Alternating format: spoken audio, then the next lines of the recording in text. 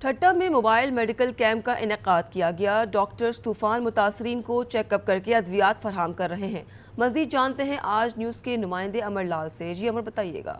امکانی طوفان کے بعد کیٹی بندر اور ساحلی علاقے کے جتنے بھی گاؤں اور شہر تھے وہ مکمل طور پر خالی کرا دیے گئے۔ اس کے بعد جتنے بھی لوگ تھے وہ مختلف جگہوں پر شفٹ ہو چکے ہیں۔ میں اس وقت گاڑو شہر میں موجود ہوں، جہاں پر جماعت اسلامی کے زیر اہتمام الخدمت فاؤنڈیشن کی طرف سے ریلیف کیمپ لگائی گئی ہے۔ وہاں پر مختلف لوگوں کو چیک اپ کیا جا رہا ہے۔ اس کے ساتھ ساتھ وہاں ڈاکٹر بھی موجود ہے اور ان کو دوائیں بھی مفت فراہم کی جا رہی ہیں۔ آئیے میرے ساتھ الخدمت فاؤنڈیشن کے جو یہاں پر رہنما موجود ہیں ان سے بات کرتے ہیں۔ گورنمنٹ کی طرف سے بھی بندوبست ہے، پر ظاہر ہے کہ گورنمنٹ بھی سب چیزوں کو نہیں پہنچ پاتی۔ اس جگہ پہ ضرورت پڑتی ہے سماجی اداروں کی اور پرائیویٹ اداروں کی۔ تو الحمدللہ الخدمت فاؤنڈیشن جو نہ صرف پاکستان بلکہ عالمی سطح پہ ایک بہت بڑا ریکگنائزڈ ادارہ ہے، وہاں پہ پکوان تیار کیا جا رہا ہے۔ جو پکوان وہاں پہ جہاں پہ لوگ ریلیف سینٹرز میں بیٹھے ہوئے ہیں ان کو دیا جا رہا ہے۔ یہ کہنا ہے کہ الخدمت فاؤنڈیشن جتنے بھی ساحلی علاقوں سے جو لوگ متاثر ہو کر مختلف ریلیف کیمپ میں پہنچے ہوئے ہیں ان کو کھانے پینے کے ساتھ ساتھ مختلف ادویات اور یہاں پر ڈاکٹر کی ہر وقت ٹیم موجود رہے گی ان کے علاج کے لیے۔ جہاں پر جس کو بھی ضرورت ہوگی، چاہے رہائش کے لیے، کھانے پینے کے لیے، الخدمت فاؤنڈیشن ہر وقت موجود رہے گی۔